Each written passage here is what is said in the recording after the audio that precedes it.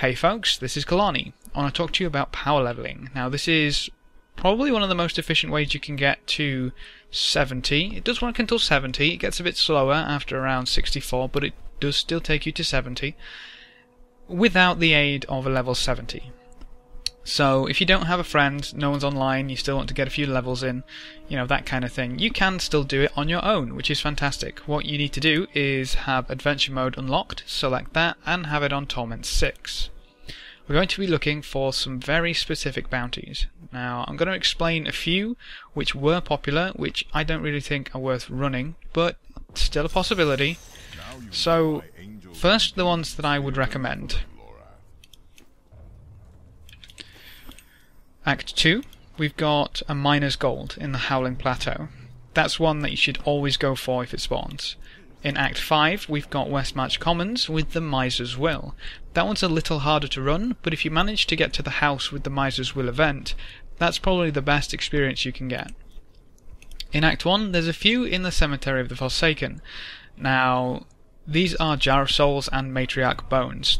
The reason I don't like running these anymore is because you can't actually complete the bounty, you can only complete the event. While they're still worth running for experience if you don't have anything else spawn, restarting your game to get miners or misers might be worth a little more. Now, one other option is in Act 4 in the Hell Rift. You might have the bounty clear the Hell Rift. If you have a level 70 online who wants to make a bit of gold, or maybe in a community who wants to make a bit of gold, then you can ask them to clear the Hell Rift for you. The Hell Rift does give you a nice chunk of gold, no matter... Well, obviously it's going to be quite a bit lower depending on the level, but it's still worth doing. You make quite a bit of gold boosting people through clear the Hell Rift from 1 to 60 odd. It's still pretty good, and that means that there are people in communities who will actually clear those for you if you have the bounty active. So, we've got the miner, so I'll quickly just go show that. Go down to Howling Plateau. This is by far one of the easiest things to do. Bear in mind that you might die during any of these runs, so if you find a shrine nearby a waypoint, the best obviously being an enlightened shrine, then I'd recommend to keep it until you're safe, basically. At level 1, these start to be a little annoying, but as you level up and as you get some more movement abilities, they become so easy.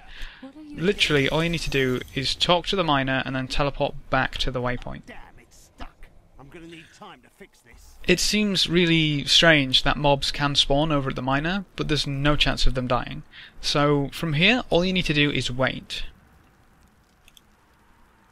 I'd recommend you don't go very far from the waypoint either, because there can be burrowed minions pretty close, and if someone pulls those, especially if you end up in a group, someone runs off, pulls a few mobs, kills everyone, you're not going to get the experience.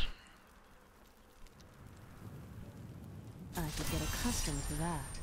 So you can see pretty much a level every time you complete one of these events, which is, you know, pretty nice. I mean, if you end up getting the events and the bounties, you can level really quickly. So we'll go have a look at the Miser's Will. So we got the Miser's Will event. Let's head on over into Act 5. Now, thankfully, this one's nice and close. It can be pretty far into the commons, and you're going to die quite a lot running this. But getting there's the hardest part. After that, you're almost guaranteed to die in here, but go ahead and loot his corpse. Nice little bit of money. It's always nice. And then you got a 1 in 3 chance of getting the right chest. My training has paid off. Shiny. So you also get a bunch of loot as well, which I'm not too bothered about. But you can see it's a nice chunk of experience. Very nice chunk of experience.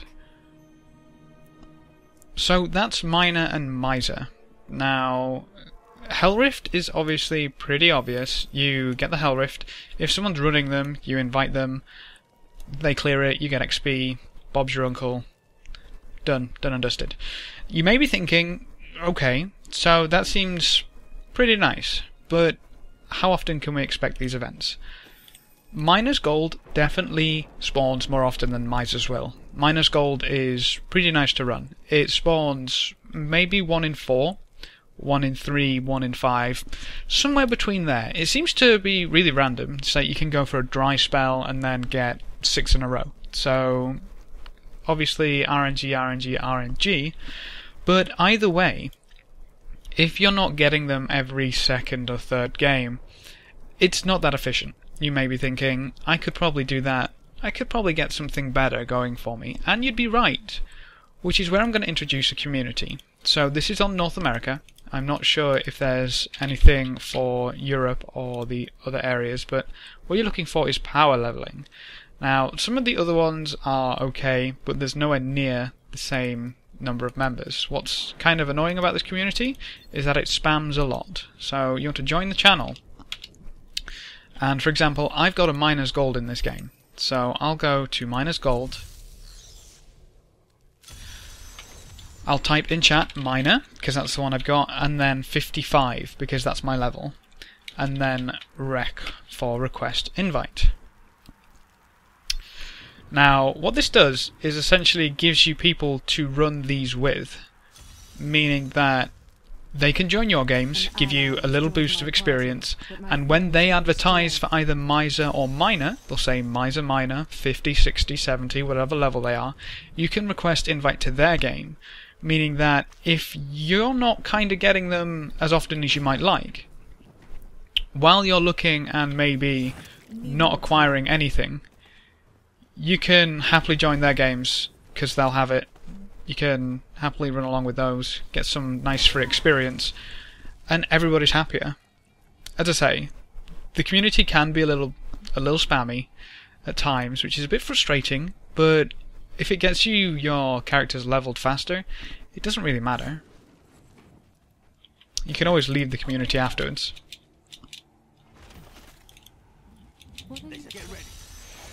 So even while you're in a group, you need to go down to the Howling Plateau waypoint. Everybody stacks up on the waypoint, so everybody gets the bonus experience. Hopefully.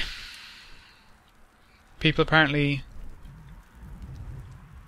want to face tank all the mobs which are going to spawn. Remember, if you die, you're not going to get any experience, so you want to stay alive. Although it seems the level 70 wizard is holding everything off, which is completely unnecessary, but never mind. I've become more formidable. So, there we go. Not only do you get more games to run with, but in a group of 4 you get a smidgen more experience. So things go a bit faster. After the event is done, just leave the party and game.